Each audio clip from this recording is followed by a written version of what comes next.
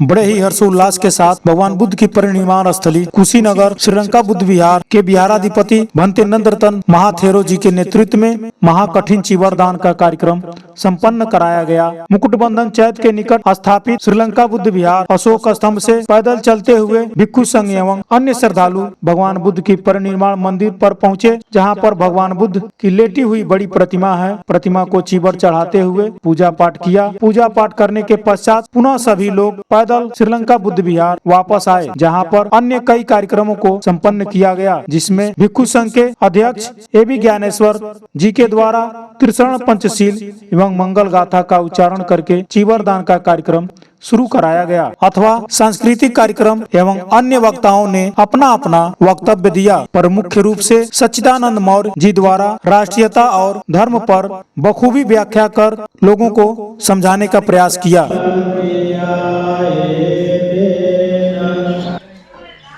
और यह कठिन चीवर दान को कुआर पूर्णिमा से लेके और कार्तिक पूर्णिमा के बीच में सभी विहार में होते हैं, जहां भिक्षु लोग वर्षावास करते हैं। भगवान बुद्ध प्रथम उपदेश सारनाथ में धम्मचक्र प्रवर्तन के रूप में दिया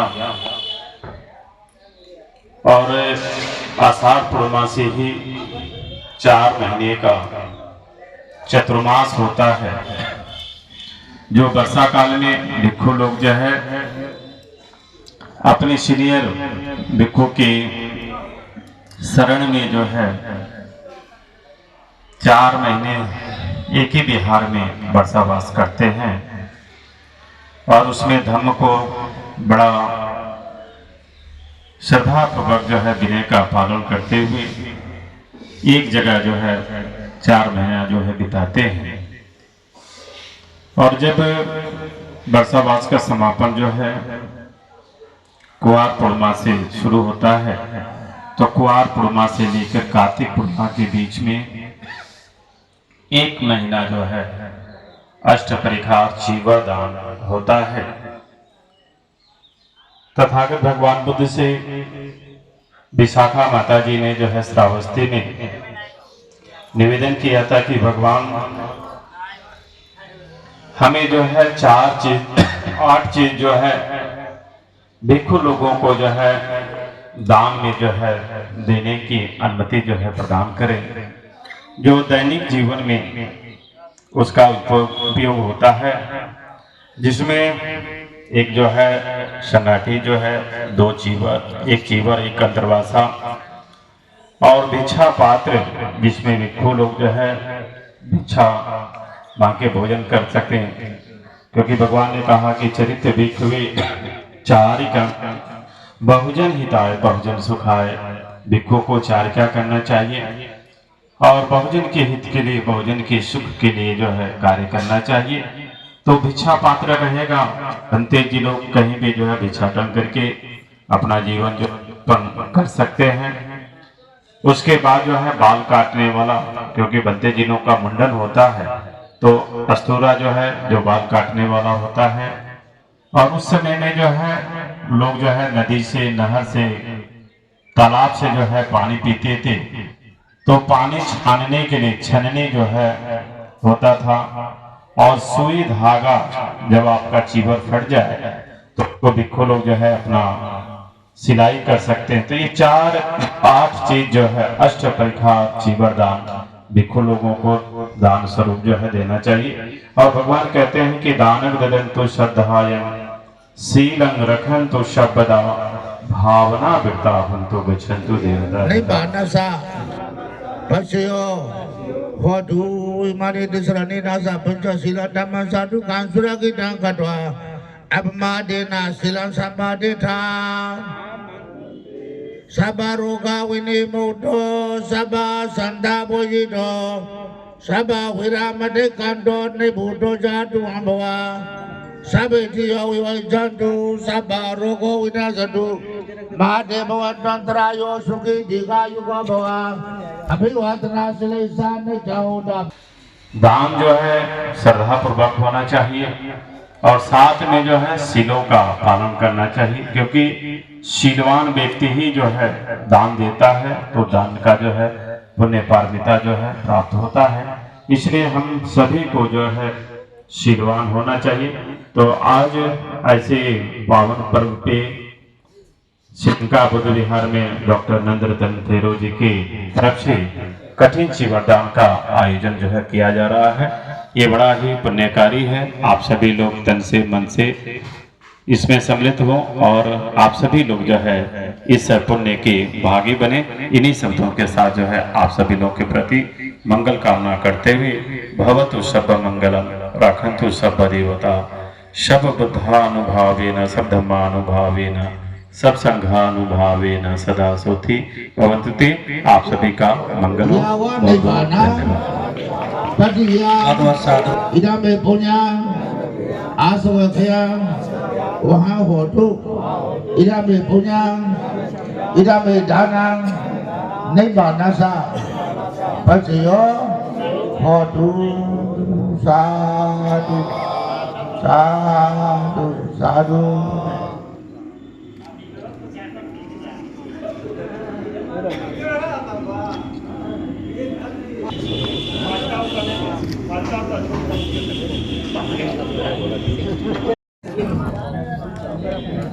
और हमारा देश विविधताओं का देश है और सारी विविधताओं को सम्मान के साथ एक सूत्र में बांध के रखने वाला जो भारत का संविधान है उसका सम्मान करते हुए आज का जो यह पावन पवित्र दिन कठिन जीवनदान का है, आज के दिन से पहले पूरे वर्षावास में पूरा भिक्षु संघ बुद्ध विहारों के अंदर बैठ के धम्म का चिंतन करता है और आज के बाद से उनकी यात्रा चरक भिक्षवे स्टार्ट होती है। आज हमारे मंच पर आए थे जिनको कठिन जीवनदान किया गया परम पूज्य धम्म गुरु संत ज्ञानेश्वर जी, और आज जिनकी वजह से हम सभी लोग यहाँ आए पूज्य धम्म गुरु डॉक्टर नंदरतन महाथेरा जी और बहुत सारे अधिकारीगण हमारे बीच आए हैं। आप सभी का स्वागत और अभिनंदन करता हूं।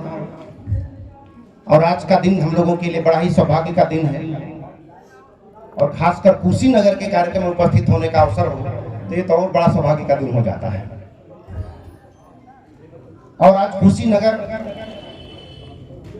भगवान बुद्ध की जो यात्रा थी उनके देह से इस यात्रा का अंत हुआ था, लेकिन उनके विचारों का प्रवाह जोरों से शुरू हुआ था। अब भगवान बुद्ध का जो धर्म है इसमें प्रवचन करने जैसा कुछ नहीं है, बोलने जैसा कुछ नहीं है, यह केवल करने का धर्म है। कोई व्यक्ति चोरी करता हो उसका कोई भी धर्म में क्या फर्क पड़ जाता है? फर्क किससे पड़ता है कि आप करते क्या? रिजल्ट तो करने से आएगा। हमारे पास बहुत अच्छा बीज हो तो अंकुरित नहीं हो सकता, उसको कर्म की भूमि चाहिए बीज होने के लिए। और जैसी हमारी भूमि होगी, जैसा हमारा कर्म होगा, उस विचार का परिणाम उसी हिसाब से आएगा।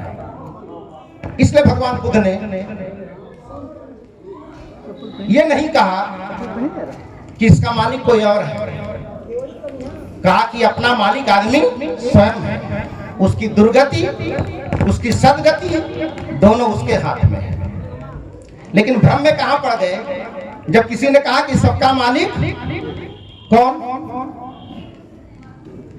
सबका मालिक एक, किसी बात खड़ी पाई है, उसका कोई वाक्य आगे नहीं है। तो कैसे आपने जान लिया कि सबका मालिक एक माने कौन? आगे तो लिखा नहीं उसका नाम कि कौन है। लेकिन अपने से अर्थ लगा लिया हम लोगों ने कि सबका मालिक एक मतलब ऊपर वाला है। ये कहीं लिखा नहीं है कि सबका मालिक एक है, ऊपर वाला है। हमने अपने से अर्थ लगा लिया कि इसके अगवा यही लिखा होना चाहिए। लेकिन सबका मालिक एक तो हर जगह लिखा है, खड़ी पाई आगे दी गई है, या सेंटेंस पूरा है वाक्य, लेकिन वो सबका मालिक कौन है? ऊपर वाला। तो एक तल्ला पर वाला के दो तल्ला पर वाला? भाई एक तल्ला वाला के दो तल्ला ऊपर वाला है, दो तल्ला वाले के तीन तल्ला वाला ऊपर वाला है। तो कौन सा असली फाइनल है ऊपर वाला?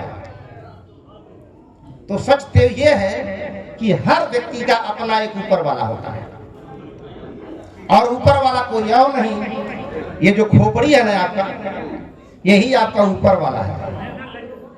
और यही ऊपर वाला आपके हर क्रिया को कंट्रोल करता है। झूठ बोलेंगे तो कंट्रोल करता है, सच बोलेंगे तो कंट्रोल करता है, पाप करेंगे तो कंट्रोल करता है, पुण्य करेंगे तो कंट्रोल करता है। तो सारी क्रियाओं का मालिक ऊपर वाला है, और ये ऊपर वाला फेल मार दिया तो नीचे वाला ऑटोमेटिक फेल मार देंगे। ये ऊपर वाला है आपका। और ऊपर वालों को क्या चाहिए? ये ऊपर वाले को आपके पूजा पाठ से कोई लेना देना नहीं है। ये ऊपर वाले को जो चाहिए, तो सबका मालिक ऊपर वाला, मतलब ये है ऊपर वाला। कहीं आगे लगने उसका कार्यालय बना है, आप जब मर के जाओगे वहां इसका हिसाब किताब होगा, फिर नंबर मिलेगा कि 1 नंबर पाएगे, 2 नंबर की 10 नंबर, फिर फाइनल होगा कि स्वर्ग में जाओगे नरक में जाओगे।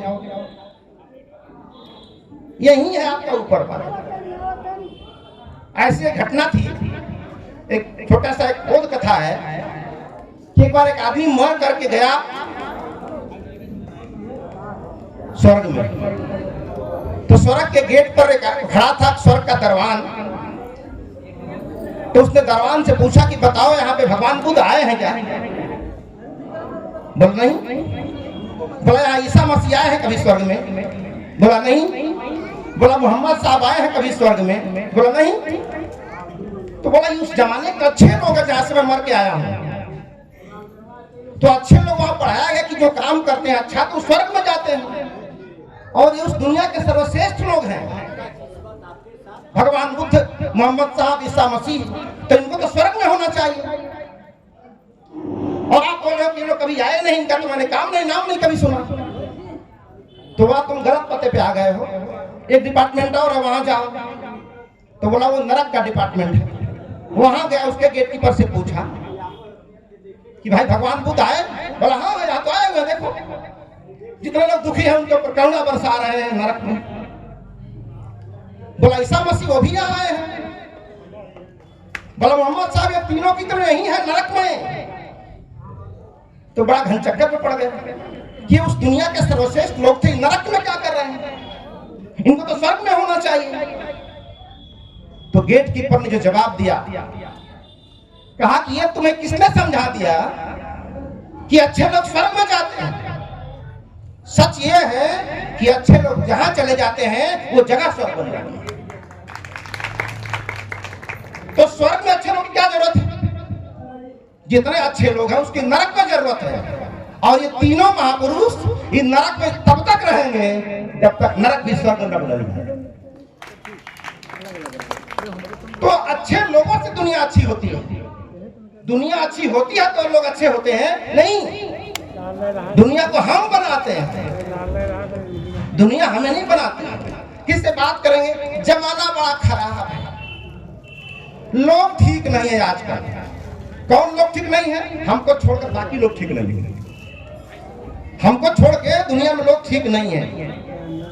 दूसरा मतलब यही बोल रहा है कि लोग जमाना बड़ा खराब है, सब यही बोल रहे हैं। एक आदमी घर में ताला लगाता है किसके डर से? अपने पड़ोसी के डर से कि मैं तो एक अकेला गांव में ईमानदार में हूँ, पड़ोसी पता नहीं कब चुरा लेगा, तो उसके डर से ताला लगाता है। फिर पड़ोसी ताला क्यों लगाता है? वो भी लगता है कि मैं एक ईमानदार हूँ, मेरा पड़ोसी चोर है। उसका पड़ोसी ये सोच के ताला लगाता है कि मेरा पड़ोसी चोर है, लेकिन जो ताला लगा रहा है उसको लगता है कि मैं ईमानदार हूँ। तो हर ताला लगाने वाला जो ईमानदार है तो चोर कौन है? इसका मतलब पूरा गांव ही चोर है, लेकिन अपने को चोर मानने को कोई तैयार नहीं है। पूरा जमाना गलत करने वाला है, लेकिन गलत की शुरुआत हमसे होती है, ये मानने को तैयार नहीं है। इसलिए भगवान बुद्ध का धर्म पूजा पाठ का धर्म नहीं है, भगवान बुद्ध को पूजने का धर्म नहीं है। भगवान बुद्ध को मत मानो, भगवान बुद्ध की मानो, को नहीं की मानो। और छोटा सा एक सूत्र है भगवान बुद्ध का, अगर जीवन में उतार लें। जैसे बहुत लोग बोलते हैं कि भगवान बुद्ध का धर्म विज्ञान पर आधारित है, वैज्ञानिक धर्म है, साइंटिफिक है। तो आज से जान लीजिए कि भगवान में बुद्ध का धर्म विज्ञान पर आधारित नहीं है, बल्कि विज्ञान ही भगवान बुद्ध के धर्म पर आधारित है। जो विज्ञान कहता है कि आओ करके देखो, आओ इसका पता लगाएं। भगवान बुद्ध भी 2000 साल पहले कह दिए कि यह भिक्षुओं, यही पक्षी को आओ करके देखो कि जैसा मुझे लग रहा है क्या तुझे भी ऐसा लग रहा है। रसगुल्ला हमने खाया है तो मुझे तो मीठा लग रहा, तुझे कैसा लग रहा है। तो मेरे कह देने से मत मान लेना कि बुद्ध जितने महान आदमी तो झूठ थोड़े बोलेंगे, रसगुल्ला मीठा ही लग रहा होगा। तो मेरे कहने से नहीं मान लेना है, तुझे भी खा के देखना है। अब तुझे अगर खट्टा लगे तो प्रधानमंत्री बोल रहा है कि मीठा लगता है, तो मत बोलो कि मीठा लगता है। तुझे लग रहा है खट्टा तो खट्टा ही बोलो, लेकिन तेरा अनुभव तेरा सत्य है, दूसरे का अनुभव तेरा सत्य नहीं हो सकता। ये मेरा अनुभव था सत्य है, तो तेरा अनुभव क्या है।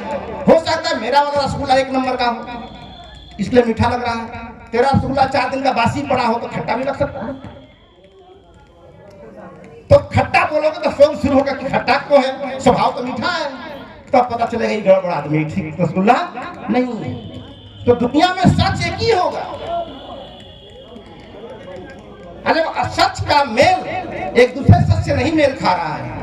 एक सच कोई और बोल रहा है, एक सच कोई और बोल रहा है, एक सच कोई और बोल रहा है, इसका मतलब किसी को सत्य से सामना नहीं हुआ है। नहीं तो सत्य तो एक ही होगा। रसगुल्ला अगर 4 धर्म के लोगों ने खाया है तो चारों को मिठाई बोलना पड़ेगा। भाषा अलग हो सकती है लेकिन अनुभूति सब तो एक ही होगी, क्योंकि मीठे का स्वाद हकीकत है, वो मीठा है तो है मीठा। उसी तरह से भगवान बुद्ध ने एक अच्छा इंसान बनने की विधि खोज की थी। अच्छा आईएएस बनने की विधि नहीं खोज की थी, अच्छा पीसीएस बनने की खोज नहीं की थी, कि तो कोचिंग वाले कर रहे हैं। भगवान बुद्ध ने एक अच्छा इंसान बनने की पद्धति कोशिश की, और आज से 2000 साल पहले अच्छा इंसान बनने का पेपर आउट कर दिया था कि जो चाहे जैसे लिख पढ़ याद करके लिखे। और भगवान बुद्ध के जो 5 सील हैं, वह 5 सील ही इंसान बनाते हैं। और ये 5 सील को अपनाने से कोई महान नहीं बनता है कि झूठ नहीं बोलेंगे तो महान हो जाएंगे, शराब नहीं पिएंगे तो महान हो जाएंगे, महिला से बात नहीं करेंगे तो महान हो जाएंगे। नहीं, पंचशील को अपनाने से कोई महान नहीं होता है। पंचशील को अपना लेने से महान बनने के लिए वो जमीन तैयार हो जाती है, इसमें महान बना जाता है। यानी झूठ छोड़ दिया आपने बोलना, लेकिन सच नहीं बोल रहे हो। यात्रा शुरू कहां से हुई अभी? आप खराब खाना खाते थे, छोड़ दिया तो स्वास्थ्य नहीं बन सकता। अच्छा खाना कहां शुरू किया आपने अभी? तो झूठ छोड़ने का अलग मेहनत और सच को अपनाने का अलग मेहनत, दोनों को मेहनत करना पड़ेगा। माइनस डिग्री और प्लस डिग्री, बीच में 0 है। तो माइनस प्लस के जो बीच का हिस्सा है न्यूट्रल, पंचशील अपना लेते हैं तो आप न्यूट्रल हो जाते हैं, ना माइनस रहते हैं ना प्लस रहते हैं। एक ऐसा ग्राउंड पर पहुंच गए जहां से एक कदम भी आगे बढ़ाएंगे तो प्लस की तरफ जाएंगे, एक कदम पीछे हटाएंगे तो माइनस की तरफ जाएंगे। तो अच्छा इंसान बनने की वो जमीन है भगवान बुद्ध का पंचशील, इसको अपनाने से कोई महान नहीं बन जाता है। और ऐसा भी नहीं मैं बोल रहा हूं, ये मेरे बोलने से भी महान नहीं होने वाला। मैं बोलूंगा और करूंगा नहीं तो उसका लाभ मुझे नहीं मिलने वाला है। आप सुनोगे और करोगे नहीं तो इसका भी लाभ नहीं मिलने वाला है। यहाँ केवल कर्मों की गुंजाइश है, यहाँ प्रवचन सुनने की गुंजाइश नहीं है कि 24 घंटा रात भर सुनोगे तो सुधा स्वर्ग चले जाओगे। यहाँ रात भर सुनते रहो कुछ नहीं होता। तो कैसे अच्छा इंसान बनेंगे, इसके लिए दो महत्वपूर्ण चीजें बताई, एक कुशल कर्म और एक अकुशल कर्म। घर में दरवाजा क्यों लगाते हैं? घर में कोई दरवाजा क्यों लगाता है? क्या चीज? सुरक्षा के लिए। तो दीवार बनवा दरवाजा का जरूरत है? सुरक्षा दीवार में कौन अच्छी दीवार हो जाएगी, सुरक्षा हो जाएगा। दरवाजा क्यों लगाते हैं? बाहर कैसे आएंगे? तो बाहर हो जाइए, आप बंद कर दीजिए दीवार बनवा दीजिए, बाहर रहेंगे हमेशा। आप बोले अंदर कैसे जाएंगे? तो अंदर हो जाइए, दरवाजा बंद कर, दीवार खड़ा कर दीजिए। बड़ा साफ मकसद है। दरवाजा लगाना ही भगवान बुद्ध का सम्यक व्यायाम है। जो दरवाजे का मकसद है वही सम्यक व्यायाम का मकसद है। दरवाजा क्यों लगाए? कि हम जिसे चाहेंगे उसे अंदर आने देंगे,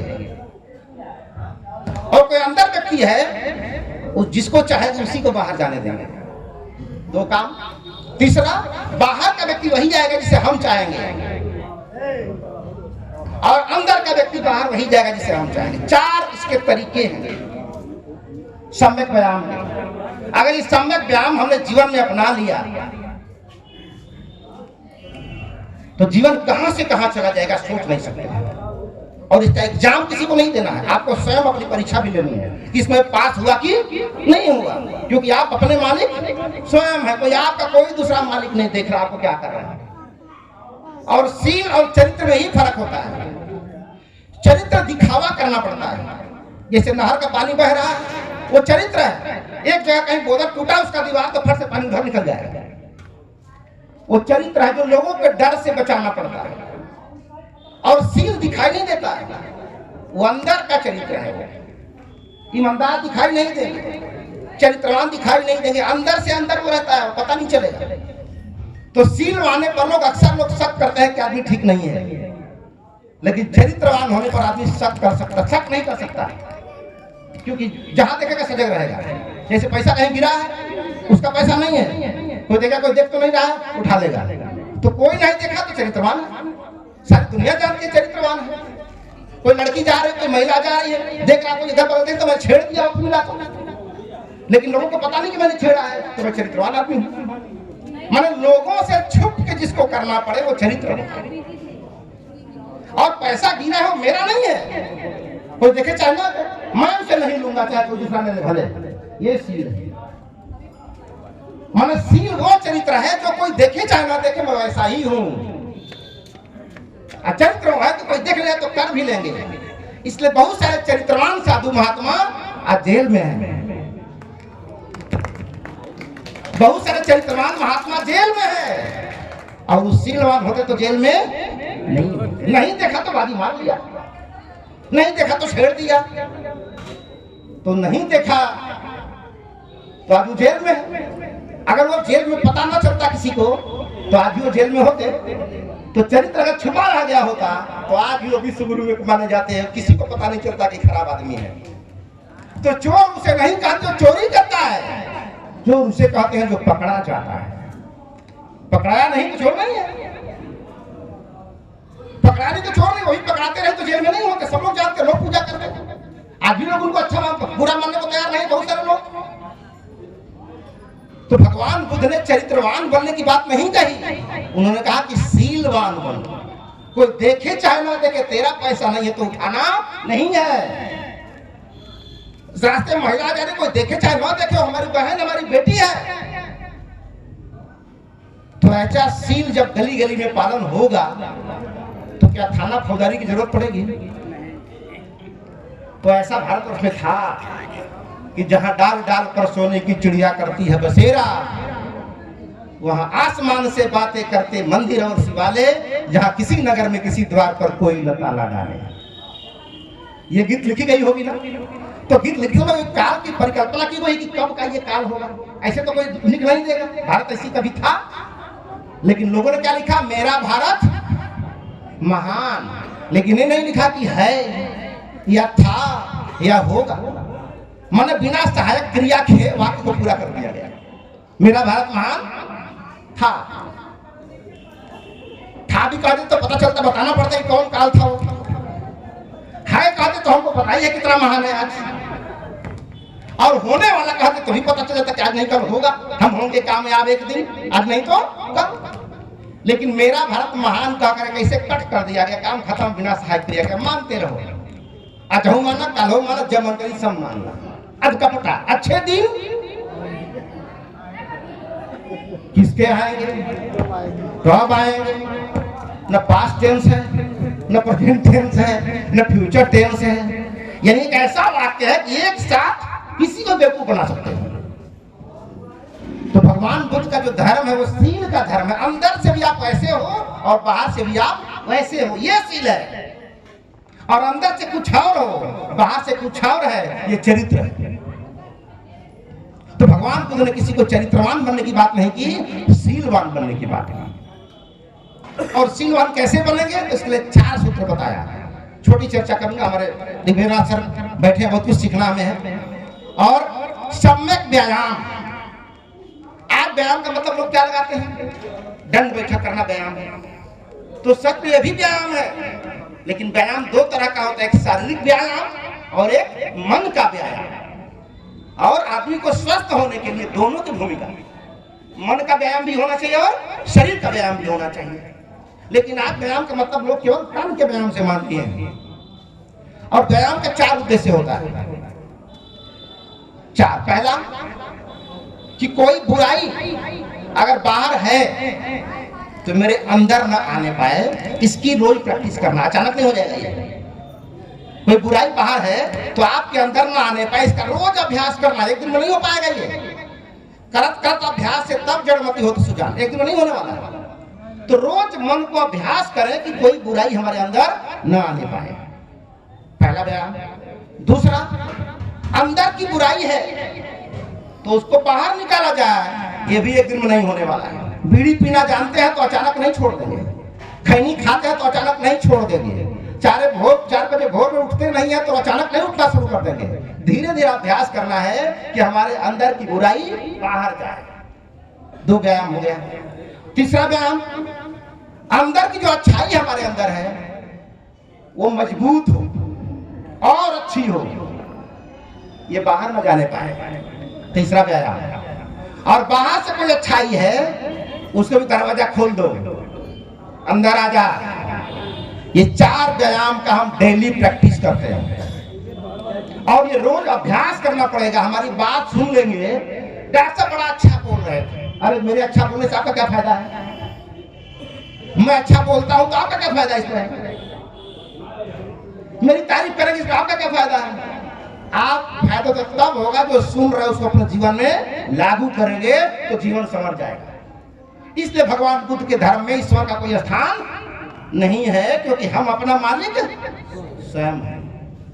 अगर आपकी दुर्दशा है तो इसकी वजह भी आप, और आपका अच्छी गति हो रही है तो इसके लिए प्रयासरत आप।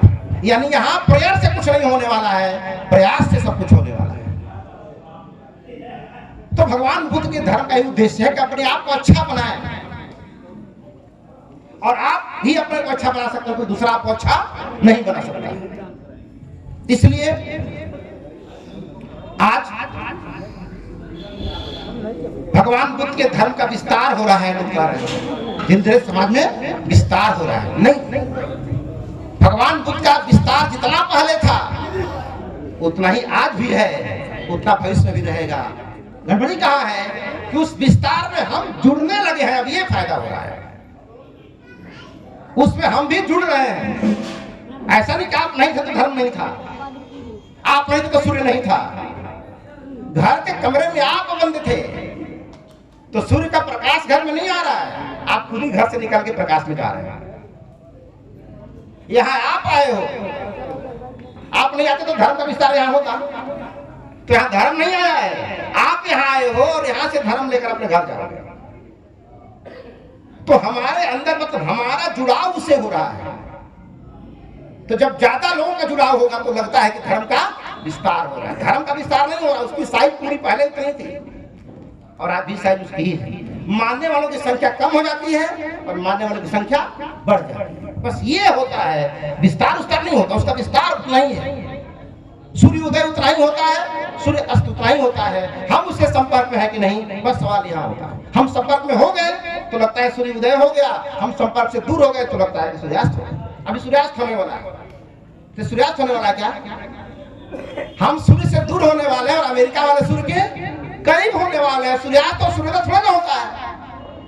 ये तो हमारी नजरों का भ्रम है कि हम सूर्यास्त समझ रहे हैं। सूर्यास्त कहाँ होता है? हमको दिखाई देना बंद हो गया और अमेरिका को दिखाई देना शुरू हो गया। सुबह हमको दिखाई देना शुरू हो जाएगा, उनको दिखाई देना बंद हो जाएगा। ये हमारा दृष्टि दोष है, ये सूर्य का कोई गड़बड़ी नहीं है, ये हमारा दोष है। अब दिशा क्या है? पूरा पश्चिम कोई दिशा होती है, कोई दिशा है। अरे जो मेरे लिए पूरब है आगे वाले का पश्चिम हो जाएगा, जो मेरे लिए दक्षिण है उसके लिए उत्तर हो जाएगा। दिशा कहाँ है? दुनिया में कोई दिशा नहीं है। ये तो अपनी सुविधा के लिए हमने बना दिया कि घर के दक्षिण पूरा पश्चिम उत्तर दक्षिण, ये हमने बनाया है। एक्चुअली दुनिया में कोई दिशा उषा नहीं है। अपने से हम जहाँ खड़े होते हैं वहां से हम अपनी दिशा तय करते हैं। आप खड़े हो जाएंगे तो आपकी दिशा वहां से तय होगी, वो जहाँ खड़े होंगे उनकी दिशा वहां से तय होगी। हर व्यक्ति की अपनी दिशा है, कोई दिशा परमानेंट नहीं है। हर व्यक्ति की अपनी दिशा है। आपका पूरा पश्चिम कुछ और है, इनका पूरा पश्चिम कुछ और होगा, उनका पूरा पश्चिम का हो। हमारा पड़ोसी पाकिस्तान है, पाकिस्तान का पड़ोसी कोई और। तो भगवान बुद्ध का जो धर्म है सच्चाई को परखने का, जानने का धर्म है कि पूजा पाठ करने का धर्म नहीं है। और कोई व्यक्ति ऐसा भी हो सकता है कि भगवान बुद्ध का अनुयायी नहीं है लेकिन भगवान बुद्ध के सारे विचारों को फॉलो करता है। एक व्यक्ति भगवान बुद्ध का अनुयायी है लेकिन फॉलो नहीं करता है। तो मैंने बोला ना कि किस धर्म के अनुयायी है, सवाल इसका नहीं है। आप करते क्या हो, परिणाम उससे आने वाला है। कितना बीज, कितना बढ़िया बीज आपके घर में रखा हुआ है, किसका बीज रखा है, ये 2 कौड़ी की बात है। जमीन में जैसे डालोगे तो तब उसका उत्पादन तय होगा कि कैसा बनेगा। उसी तरह विचार हमारा है, विचार का कोई अपना कुछ नहीं है। ये जैसे लोगों के हाथ लग जाएगा वैसा ही बन जाएगा। इसीलिए इसी भगवान बुद्ध के धर्म को सुनीत ने भी अपनाया, बाबा साहब ने भी अपनाया, आम्रपाली ने भी अपनाया, हर्षवर्धन ने भी अपनाया, अशोक ने भी अपनाया। यानी बहुत सारे लोगों ने भगवान बुद्ध के धर्म को अपनाया। किन लोगों ने? हर लोगों की समस्या अलग थी। बाबा साहब की समस्या कुछ और थी, इसलिए अपनाया। सुनीत की समस्या कुछ और थी, इसलिए अपनाया। आम्रपाली की समस्या कुछ और थी, इसलिए अपनाया। यानी जितने लोग हैं सबकी समस्याएं एक नहीं है, सबकी समस्याएं अलग अलग हैं, लेकिन समाधान सबका एक है, भगवान बुद्ध का धर्म। तो भगवान बुद्ध के धर्म को अपना करके हम भगवान बुद्ध पे एहसान नहीं कर रहे हैं, वो धर्म हमारे ऊपर एहसान कर रहा है। मेरा जीवन स्तर सुधर रहा है, हम अच्छे हो रहे हैं। आपको ये कहते कि भगवान बुद्ध के धर्म को इन्होंने अपना लिया तो धर्म, बहुत धर्म दुनिया में फैल गया। नहीं, धर्म अपनाने से आपका क्या लाभ हुआ? धर्म को कुछ नहीं फायदा होता। पानी पीते हैं, पानी को लाभ पहुंचाने का नहीं, पानी पीते हैं हम अपने लाभ के लिए। दवाई खाते हैं मेडिकल स्टोर का कल्याण करने के लिए नहीं। आप कोई मेडिकल स्टोर दवाई खरीद के लाए, अब बोले हम दवाइयाँ खरीदे हैं तुम्हारे मेडिकल, तभी तुम्हारे 2 तल्ला बिल्डिंग पिटा गई है, एहसान मान लेना। तो दवाई हम वहां से खरीदते कि नहीं खरीदते तो बात की बात है, लेकिन नहीं खरीदे होते तो तेरा सत्यानाश होगा, तो पक्का है। तो दवाई खरीद के मेडिकल स्टोर पर एहसान कर रहे हैं कि हम अपने ठीक कर रहे हैं। तो भगवान बुद्ध के धर्म को किसी ने अपनाया तो धर्म पर उसका एहसान नहीं है, धर्म का एहसान उसके ऊपर है कि जो अपमानित था, पीड़ित था, वो सम्मानित हो गया। ये लाभ हुआ धर्म से। तो हर धर्म के लोग अपनाते हैं अपने अपने फायदे के लिए, धर्म के फायदे के नहीं। हम यहाँ से अपने फायदे के लिए आए हैं। इस विचार को अपनाएंगे तो मेरा जीवन सुधरेगा, मेरी लाइफ स्टाइल बदलेगी, मेरा कल्याण होगा। लेकिन महान वो लोग भी हो जाते हैं जो अपना कल्याण करने के साथ साथ दूसरे का भी कल्याण करने लगते हैं, वो सर्वोत्तम पुरुष कहलाते हैं भगवान बुद्ध के अनुसार। तो इसलिए हम लोगों को इन सारी बातों को ध्यान रखना है कि यहाँ प्रवचन सुनने जैसा कुछ नहीं है। अपने जीवन में थोड़ा ही थोड़ा, अगर 1 साल में हम तय कर लें कि खैनी नहीं खाएंगे तो ये प्रतिज्ञा है, पान नहीं खाएंगे भी प्रतिज्ञा है, गांजा नहीं पिएंगे भी प्रतिज्ञा है, 4 बजे भोर में टाइम से रोज उठेंगे ये भी प्रतिज्ञा है। ये छोटे छोटे सुधार कर नहीं सकते, प्रवचन घंटा भर देंगे। तो जीवन को अगर बदलाव करना है तो अपने जीवन में बदलाव, और कोई देखेगा नहीं आपको। आपकी अच्छी आदत है तो आपको खुद देखना है कि मैं अच्छा हूं कि नहीं हूं, दूसरा कौन देखेगा? आपको देखा, आप शराब पीते हैं, आपसे बढ़िया कौन जानता है? और आप छोड़ना नहीं चाहते, कौन गुरु जी सुधार देंगे आपको? आप गलत रास्ते, आपसे बढ़िया कौन जानता है? तो हम दूसरे छुपा के करते हैं तो लगता है अच्छा आदमी हूं मैं। अरे खुद से कहां छुपाओगे? आपको तो पता है ना मैं शराब पीता हूं। तो आप छोड़ोगे नहीं तो लीवर खराब आपका होगा। तो आप नहीं बताओगे, लेकिन जिस दिन लीवर खराब होगा उस दिन तो पता चल जाएगा किसी को गड़बड़ करता था, परिणाम आ जाएगा उस दिन। तो जब तक परिणाम नहीं आता, आपका छुपाया हुआ गुण अवगुण दिखाई नहीं देता, लेकिन परिणाम आता छुपा भी नहीं सकते कि मैं ऐसा नहीं कर रहा था। तो आज हम जो कुछ भी हैं अपनी आदतों की वजह से हैं, और कल जो भी बनेंगे हम लोग अपनी आदतों से बनेंगे। इसलिए भगवान बुद्ध ने अब मंगल सूत्र बताया, 38 मंगल सूत्र। मंगल माने अच्छा, और सूत्र माने फार्मूला। यानी वो कौन सा 38 मंगल सूत्र है जो उसको अपने जीवन में उतार लिया जाए तो हम महान हो सकते। वो मंगल सूत्र। औरतें शादी में अपने पति द्वारा क्या पहनती हैं? मंगल सूत्र। अब महिलाओं की इतना भ्रम हो गया है कि जितना महंगा मंगल सूत्र रहेगा पति से उतना पटेगी हमारी। एक भ्रम है, 1 लाख का मंगल सूत्र रहेगा तो रोज पटेगी उनसे हमारी। लेकिन रिजल्ट हम देखते हैं कि जिसका जितना महंगा मंगल सूत्र होता है उसके पति पति उतना ही बवाल होता है। क्योंकि बवाल का खात्मा मंगल सूत्र पहनने से नहीं होगा, मंगल सूत्र को मानने से होगा। मंगल अच्छा फार्मूला क्या है? A+B का होल स्क्वायर लिख करके रख लीजिए, गले में लटका लीजिए। क्या गणित का सवाल हल होगा? उसमें मान रखना होगा, A का मान, B का मान। तो पति पत्नी का जीवन अच्छा कैसे होगा, उसका सूत्र क्या है? मंगल सूत्र, वो हमें जानना है, न कि पहनने से क्या होगा। लेकिन भगवान बुद्ध की समय भाषा पाली थी, तो उस समय सूत्र को पाली में सूत्र कहा जाता था। तो सूत्र माने धागा, मन लोगों ने मान लिया कि सूत्र माने धागा होता होगा, जबकि पाली में सूत्र है तो हिंदी में सूत्र हो जाएगा। पाली में पूत है तो हिंदी में पुत्र हो जाएगा। पाली में मूत्र है तो हिंदी में मूत्र हो जाएगा। तो ये मंगल सूत्र माने फार्मूला है, और फार्मूला रट लेने से झगड़ा तो होता ही रहेगा। फार्मूले में मान रखना पड़ेगा। तो पहला मान क्या है? सम्यक वाणी। 97% परिवार में झगड़ा केवल बोली को लेकर होता है, खाए पिए के लेकर नहीं होता है, पहनने ओढ़ने को लेकर नहीं होता है। वो कैसे बोल दे रहा हूं, वो कैसे बोल दे लिया, माने बोलने को लेकर बवाल होता है। इसका मतलब केवल बोली सुधार दिया जाए तो 97% समस्या यूं ही खत्म हो जाएगी। तो बोली हम सुधारेंगे नहीं, बड़का मंगलसूत्र पहन लेंगे, क्या हो जाएगा उससे?